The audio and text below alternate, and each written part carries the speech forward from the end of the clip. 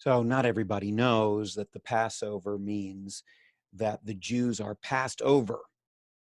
The death of the firstborn is not inflicted upon them because they follow the rites, they slaughter the lamb, they sprinkle the blood on their doors, and the angel of death passes over them. So that's why it's the Passover. Sometimes, we old folks don't realize that young people might not even ever have been told something basic like that.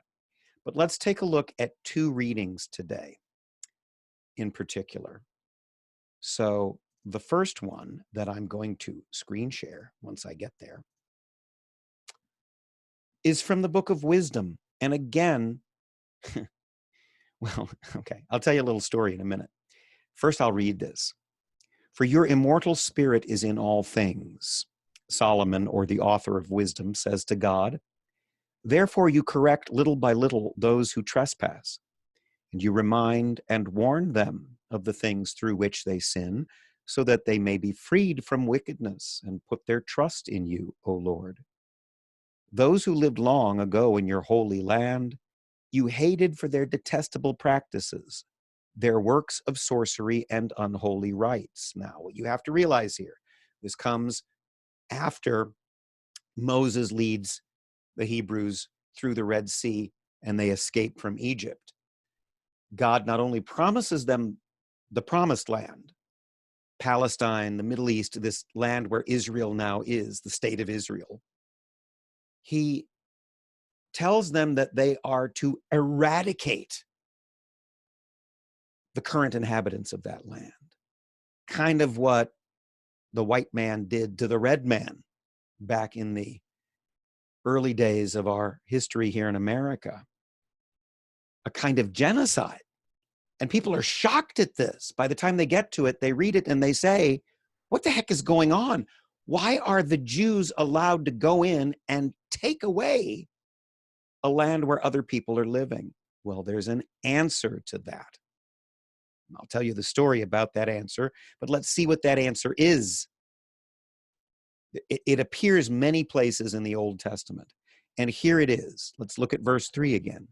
Those who lived long ago in your holy land, the people that the Jews supplanted, the pagans, you hated. Why?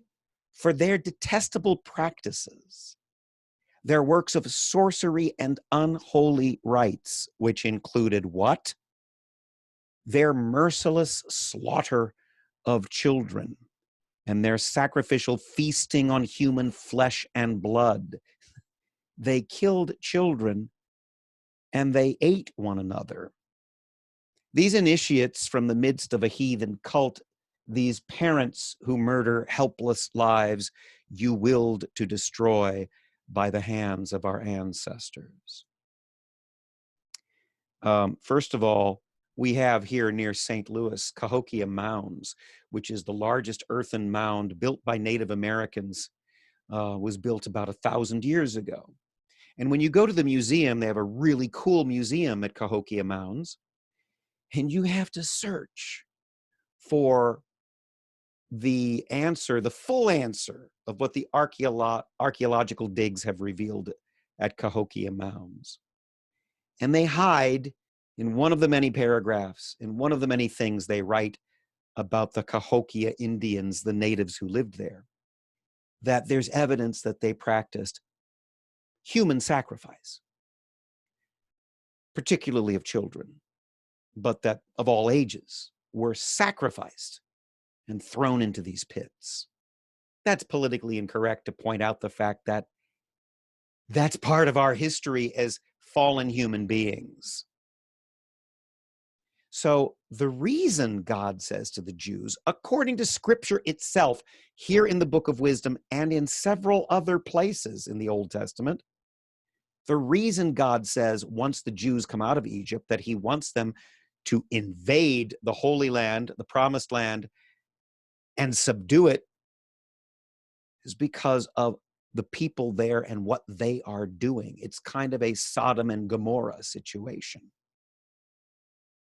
So that's there. The story I'm going to tell you is when I had my virtual parish, where I had a group of like-minded, I thought, Catholics that I brought together. These were sensitive and intelligent people, like some of you, and they were receiving no support from their local parishes. So they would discuss various things on our Google group. And one of them was, what's going on here in the Old Testament where the Jews come in and start slaughtering defenseless people in Palestine? And I said, well, yeah, what's going on? Why are they doing that? And everybody started just guessing. Well, maybe it's because God wanted them to subdue them spiritually, but they misunderstood. Well, maybe it's because God didn't like that they had false gods. Well, maybe it's because, and they had all these guesses that they were just pulling out of thin air. And then, of course, I get upset and I say, no, there's an answer to this. And the answer isn't, oh, look what I pulled out. Oh, look, what the guy who, oh, what a good boy am I, whatever that nursery rhyme is, sticks in his thumb and pulls out a plum and says, what a good boy am I. That's what they were doing. They were just pulling out various things from nowhere. And I said, no, there's an answer to this. Research it. Read the Bible, for crying out loud. Now something similar is happening in the gospel today.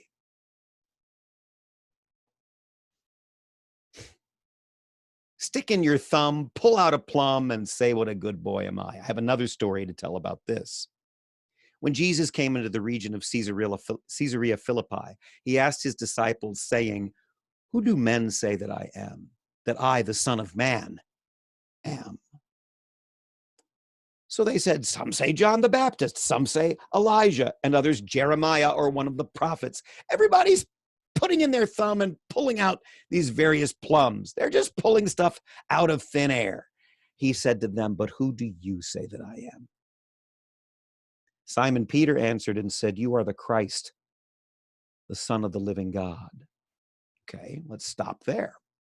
I once heard a homily on this at St. Louis University at the church there by one of those good old-fashioned Jesuits. Old-fashioned meaning he was from the 60s and 70s, so he's pretty goofy. His whole point was, who do you say that I am? I've got this in one of my videos with Stanford Nutting. Who do you say that I am? The point is, it's up to you. You get to decide who Jesus is. Well, if the reading ended there, maybe that would be the case. If we didn't have evidence of how reality is structured, we could make the world into whatever we want it to be. But, when it comes to things like textual criticism, well, there's evidence here. Jesus isn't saying, hey, come up with whatever you want. Make me into whatever suits you. Because when Simon Peter gives that answer, he's been called Simon, son of John, Simon Bar-Jonah. When he gives that answer, what does Jesus say? Peter says, you are the Christ, the Son of the living God. You're not John the Baptist come back to life. You're not Elijah, who is taken up to heaven in a chariot. You're not Jeremiah, one of the prophets, come back to life. You are the Christ, the Messiah, the anointed one, the Son of the living God, the one we have been waiting for to deliver us. When he gives that answer, Jesus answered and said to him, blessed are you, Simon Bar-Jonah, for flesh and blood has not revealed this to you, but my Father who is in heaven. This is an inspired answer that comes from God, Simon. And I also say to you that you are Peter, Kephas in Greek, meaning rock, Petrus in Italian, meaning rock, Italian, Latin. And on this rock, on this Kephas, Petrus, on this I will build my church. You are the rock, because you have given me this answer. And the gates of Hades shall not prevail against it, my church. And I will give you the keys of the kingdom of heaven, Peter. And whatever you bind on earth will be bound in heaven, and whatever you loose on earth will be loosed in heaven. This is Peter becoming the first pope, the head of the apostles, which he already is. Then he commanded his disciples that they should tell no one that he was Jesus the Christ. Wow! What a great ending, but it's not an ending. In other words, there are wrong answers. One of my students at Homeschool Connections once said to me after a class session, "Thank you, Mr. O'Brien, for telling me I was wrong." Because apparently even in homeschool co-ops, they don't want to tell kids, "Guess what? You're wrong. 2 plus 2 is not 5. You moron."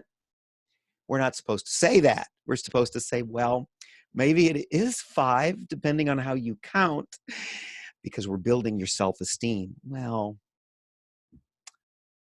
Jesus is not Elijah. He's not John the Baptist. He's not Jeremiah. He's not one of the prophets. He is the Christ, the Savior, the Son of the living God, sharing in the nature of the living God. Bingo, Peter, says Jesus. You got it right. The rest of you, bah.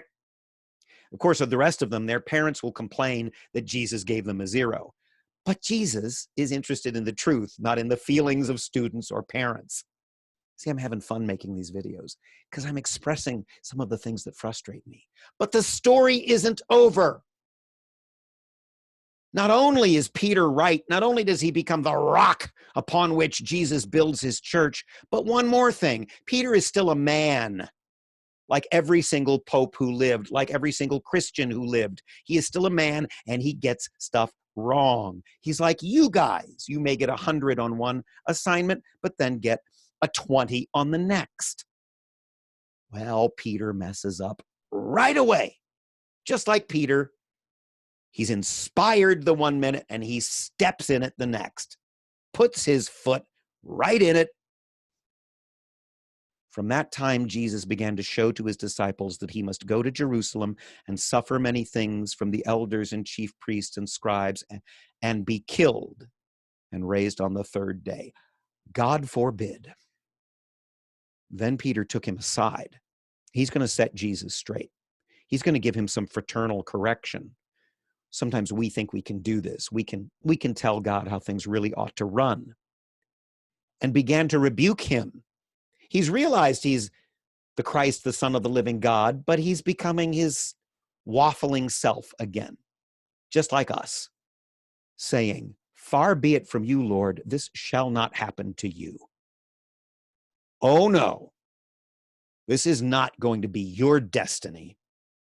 But he turned to Peter and said, "Get behind me, Satan. You are an offense to me, for you are not mindful of the things of God, but of the things of men." Stop thinking like human beings. Am I trying to please men? If I were still trying to please men, I would not be a servant of Christ. This is not about what you want merely.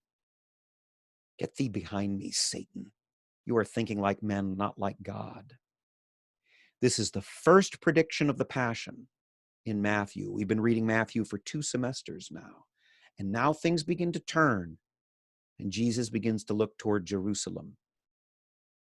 And this happens when it happens, right after the public acknowledgement by the leaders of the church, you might say, as to who Jesus is. The answer is there.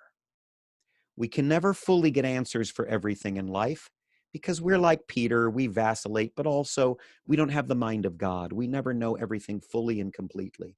And our faith gives us the answers we need, but we are not to be filled with ourselves thinking that we know and other people don't, because everybody sees through a glass darkly. So this is not an excuse for us to be prideful, but all the same, there are answers. Jesus is not whatever you want to make him. He is the Christ, the Son of the living God. And because of that, he can reveal his full destiny, which is this. Until the apostles realize who he really is, they will not begin to understand what this means. And they will think of it merely in human terms. Okay, I've gone on for quite a bit. That's because I've already had a cup of coffee and it gets me riled up. More tomorrow.